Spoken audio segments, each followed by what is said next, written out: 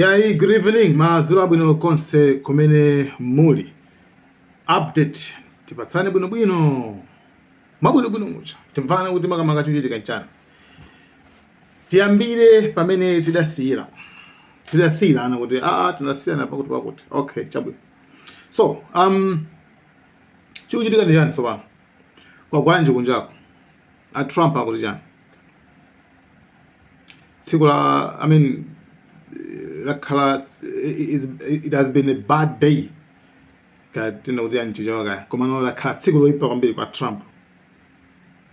Tsiku loipa kwambiri. And akuma kamba zinthu zozilimbisa mtima. Okay, fine. Basi kenako tikona pano. Atumiza kale anthu opita ku Pakistan kuti akakambirana. Koma Iran sinapanga confirm kuti ivi akapita sivita. Though Iran yavomera kuti it's fine. Negotiations ndofunika tikambirana bwino. Koma no this time Trump athamangisa nethu athu. Nthumwe zawo tapitani nyambukani pita mwakakambirana fulumira ndithu mwakakambirana mwekoko. Mini kuona kuti yani atenthedwa Trump atenthedwa koma nosanganene koma no kwa anthu akudziwa bwino akudziwa mkulu atenthedwa kwambiri Trump tisanapitire patali tioneka message imene iwowa ayitumiza kana kuti zipatsana kwinako. Trump atumiza message pa message imeneyi ikunena kuti akuti Iran yaganiza kuti ingotseka Strait of Hormuz imene kuli total violation for our ceasefire agreement, right? Iran yakuti yaononga agreement imene alipo ya ceasefire yoti tituluka izi basi. Komano ndimafuna niyo muvuzifose kaifuso kuti chifanya ni Iran inatseka so pa Strait of Hormuz. Iran inatseka pa Strait of Hormuz chifanya kuti itatsegula italengeza kuti itatsegula. Everyone was happy. Trump anali happy. Koma Trump anazonjeza somaona kuti koma ifeyo blockade yathu. Ifeyo asilikali athu, mashibi athu ankhondo akhala bali kuti komwe. Koma so akhala bali komwe kwa. Koma be aziletsaso ndithu aziyesese nthu kupanikiza dziko la Iran, kupanikiza madoko a Iran kuti anthu asagule kuchani, asagule mafuta. So mine kuona kuti mashibi a Iran sali safe.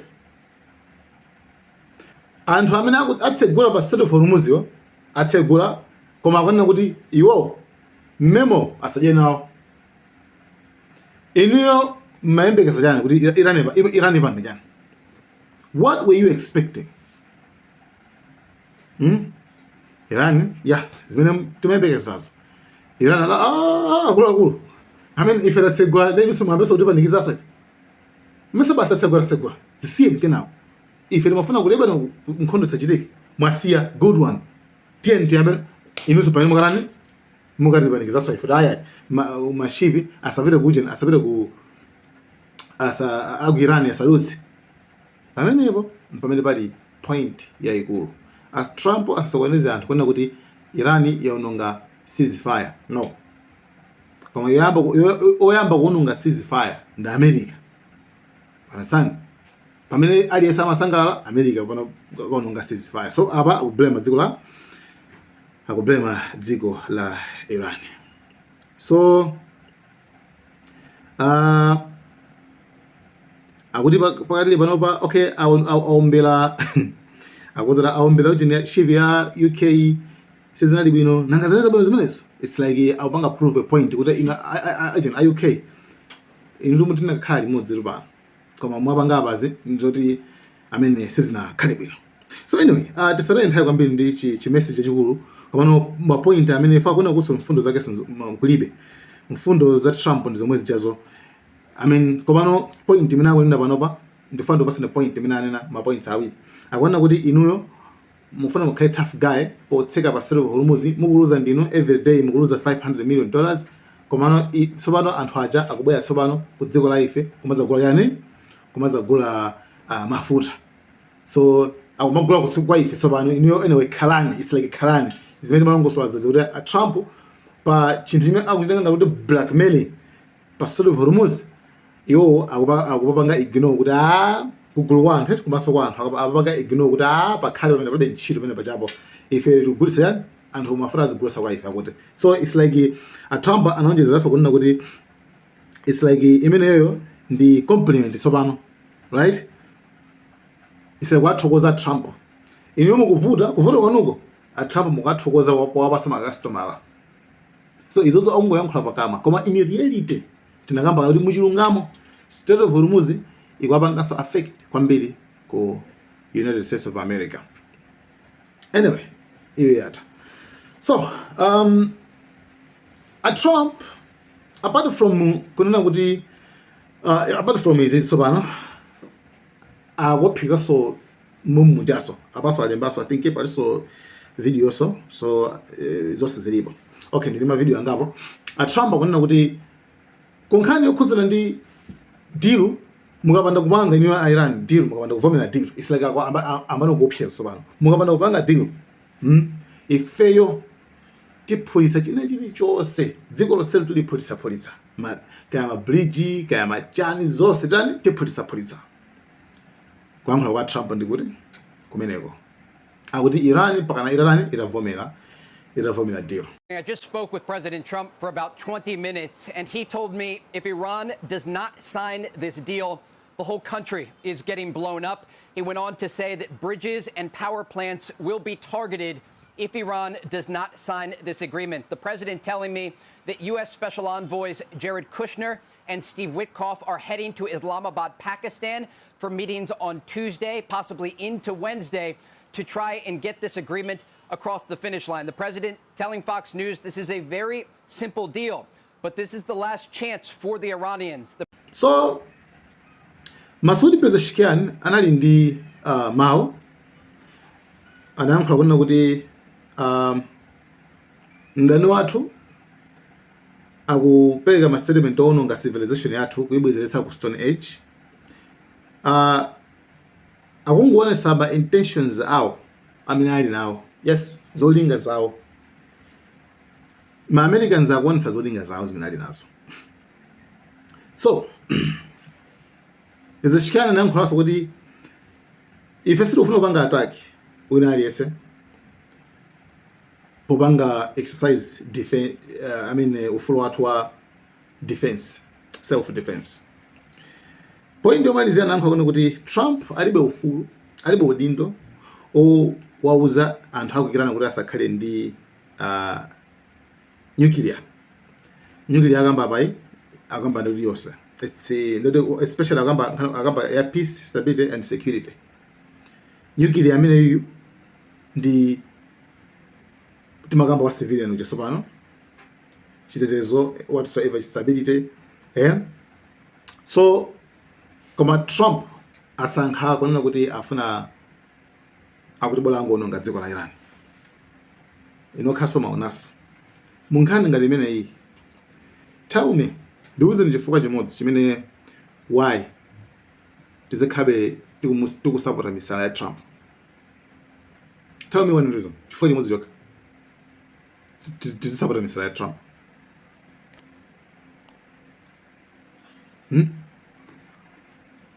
First of all, tiyani ne pachiyambi tabwera ne kuchiyambi.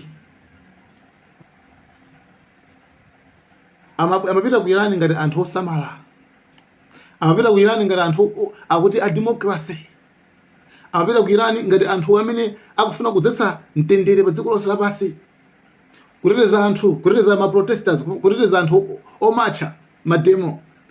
Kuwateteza anthu amene adawapatsa futi. Yeah, reality. Trump atumiza futi ku Iran. Koma poka mkholo pa media amayankhula kuona kuti yayi ife izizi ndi zimene ndithu ma peaceful protesters. Iran ikupha ma peaceful protesters. Why would Iran kill peaceful protesters? This is so disgusting. Ndimezi mankhula kuti wasi. Koma anali ma peaceful protesters. Anthu amene amatenga futi kumapha anthu. So Iran inakwira. Inopanzana iko kuna tumendea sharia lo. Ukapanzako mambo yakapezeka. Iwe so menena kuphedwa. malamulo a dziko asakuzidziwa sharia law imene Trump amafuna ayambitse aujin nkhani death penalty imene Trump afuna ayambitse ita chifukwa kuzozoti no why tikuteteze munthu amene wapha mnzake kuti ali ndi ufulu iye pamene wapha mnzake samba zozoti mnzake yeso ali ndi ufulu. That's it. Mafuso oti munthu akona azifusa ika. So ntola nkhani nena anafusa makamaka akulu umufusa oyankhula wa Trump kuti akulu ayi munthu zokona kuti a Trump wazipena kupanga zomati afuna aphe aunongeka ma bridge ma power plants imene iyi sikula kuja malamulo ankhondo kumeneko akuti ayi sikula kuja malamulo ankhondo akutero ndithu akuti zimene apangapangapo zimenezi anthu amene apangapanga zimenezi amene wawa tamvereni ka. So all options are on the table. We could take that infrastructure out relatively easily. The Iranian air defenses have been absolutely decimated. And just to get ahead of a lot of the critics and hand-wringing, throwing out irresponsible terms like war crimes, attacking, destroying infrastructure that has clearly and historically been used for dual military purposes is not a war crime. I mean, we've heard that from Democratic lawmakers. We've heard that from others, and it is irresponsible and just flat wrong. But Mr. Ambassador, let me be clear. The president today said that he would knock out every single power plant and every single bridge in Iran. He's not just talking about those that are supporting the military infrastructure. He is saying every bridge and every power plant in the country. That wouldn't be a war crime? That would be an escalatory ladder. And if you go back in the history of warfare, go all the way back to World War II, of course, we bombed and took down bridges, other infrastructure, power plants that, yes, could be used for civilian. Chabwino akuti apangapangapo zimene zizi anthu amene wawa akwalesa anzawo kukhani nuclear kwalesa anzawo khani zida zamphamvu anthu amene wawa ndi amene akulalikira nkhani ya ufulu democracy anthu amene wawa ndi amene awukhala patsogolo kufuna kupita kukalalikira anzawo za mtendere koma ndi anthu omwe amene akunena apa pakamupako kuti iye akupangapanga zimenezi chiopsezo ndi nani pa dziko lapasi. Komano, by the way, panopa akamapanga narrative yawo akamachula ma medium yayi Iran is a threat not only to Israel koma to the entire world. Iran ndi chiopsezo ku dziko lonse lapasi. Ena sama zizolologa Iran ilipo ena hamba kuzindikira chifukwa cha nkhondo iyi awapa kadzina kuti ndi chiopsezo wajawo komano chiopsezo chenicheni ndi amene wawa ndizazindikira koma too late. It's now or never. Otherwise, Iran is going to develop nuclear capabilities, which is a threat to the world, not just to Israel. Why is it a threat to the world?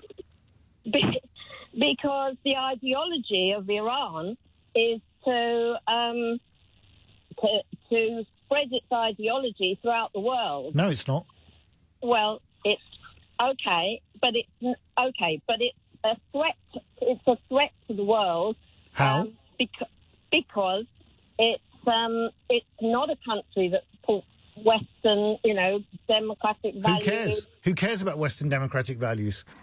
Anyway, Masudi Pezeshkian anali ndi interview anayankhula zinthu zingapo mabodza ukhawukha amene ndithu amauza anthu nkhani yokhudzana ndi democracy maufulu ka zichani zimene sinimatha kumvetsa amatha kumakhala even pa television bwinobwino ndi kumakamba nkhani zimenezo koma mukamvetsa bwinobwino zimene amakamba ndi zimene amapanga zimakhala zosiyana and amalipanga criticize dziko chifukwa chokuti mwina sili zochita zake sizikufana ndi zimene iwo akufuna ngati ku western kumayiko azungu komano panopa ayiwala zimene Israel ikumapanga sakumayankhula Israel ndithu ikumapha kufuna munthu mmodzi kupha anthu ambiri ma civilians osangopanga assassinate munthu amene akumfuna bwanji simple kompakana kupha ana azimayi kuononga anthu onse chifukwa ngofuna kungopha munthu mmodzi yekha basi